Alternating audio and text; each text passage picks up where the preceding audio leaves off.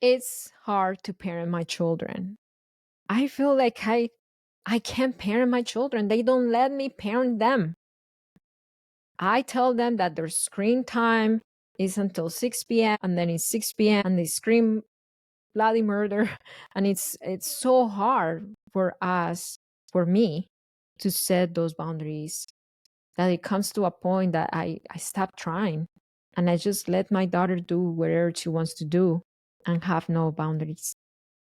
If that is you, stay, because on this episode, we are going to talk about how our people pleasing tendencies could lead to us feeling overwhelmed when it comes to setting boundaries with our children and how to get out of that rut. If you are new to me, hello, my name is Marcela Collier. I'm a certified parenting coach and founder of HIC Parenting Education Agency. My team of coaches and I have helped 14,151 clients bring peace to their parenting, break free from reactivity, and raise emotionally healthy children. If that's the kind of content that you want to consume to raise emotionally healthy children, subscribe to my channel. And one very important thing, in order for a child to grow as an emotionally healthy child, is for a child to see that there are boundaries.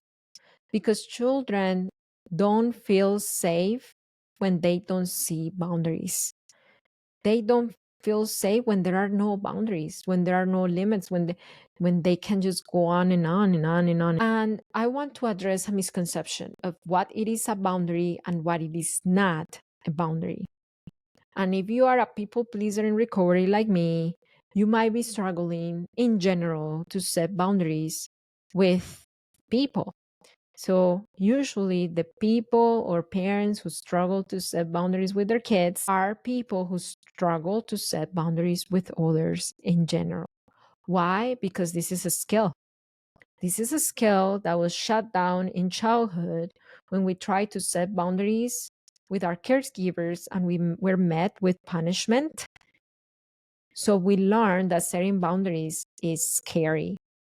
And we get scared when it comes to setting boundaries with others, including our kids. So let's talk about this. One thing is telling our children to do something. One thing is to giving our children an instruction. And another different separate thing is setting a boundary. Giving instruction, telling our child, you cannot have more screen time, it's enough, is not setting a boundary. Because a boundary always comes with an action. A boundary comes with an action.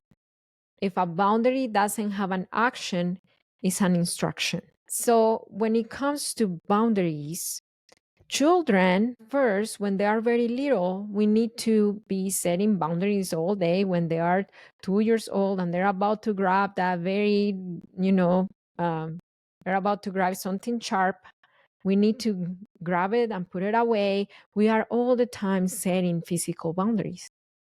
But as they grow up and as they learn that those boundaries are tight, we start going from setting boundaries all the time to giving them instruction and then following the instruction without the boundary.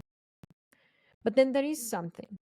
When there is a parent who struggles to lay that foundation of boundaries when the child is a toddler, when the child is 3, 4, 5 years old, and now the child is 10 years old, and now the child is 11 years old, that child is stuck in that stage of toddlerhood, needing boundaries to do things, needing boundaries to comply with instructions.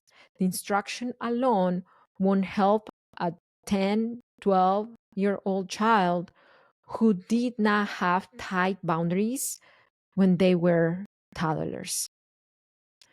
So if you are a parent and you feel like I can't parent my 10-year-old, they don't let me, think. I did this, I don't know why. Think, When they were little, how were their boundaries? Were they tight or were they lax, that they kept pushing it, they kept doing, like going uh, as far as they wanted to? If yes, then don't beat yourself up. You can still repair the system. Going back to, yes, they're 10 years old, but you're going to have to come back to having a lot of boundaries set in place for them to eventually start just listening to your instruction and listening to you. So this concern came from a mom who's the 10-year-old is addicted to screens, and she's now doing like unsafe things online. And then when the screens go away, she screams so much that the neighbors called the police on her once. So how can this parent come back and restructure the way of her family works so the child sees the limits and the boundaries? This parent is going to have to go back all the way to when the child was a toddler and start setting tighter boundaries than what a 10-year-old would normally have right now. And how would that look like? With screen time, it's a matter of setting up a system. Setting up a system with you, with her and her child, so it is clear when is the start and where is the finish of screen time and what she can do, and setting parental controls. I know that there are apps, I know that there are softwares, I know that there is a lot of technology that we can plug into our children's screens to not let them have access to anything and anyone. I know that you can have parental controls for your child to not be able to download social media. I know that there are parental controls for your child to not be able to text or call or download certain apps. There are parental controls out there. Yeah. And this has to be something that is spoken upon beforehand with the child. We need screen limits. Let's set up the screen time hours and how the parental controls are going to look like before the fact. Because if you do it, once it's time to get the iPad away of a child who grew up with no boundaries, then you're going to have a really upset child. So upset, and the neighbors are going to call the cops. I can't parent my child. They don't let me parent them.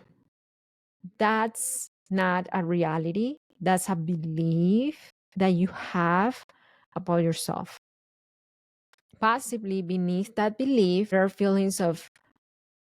disempowered feelings such as helplessness, such as lack of control. There might be feelings of, I feel weak. And those feelings were not created in your parenting.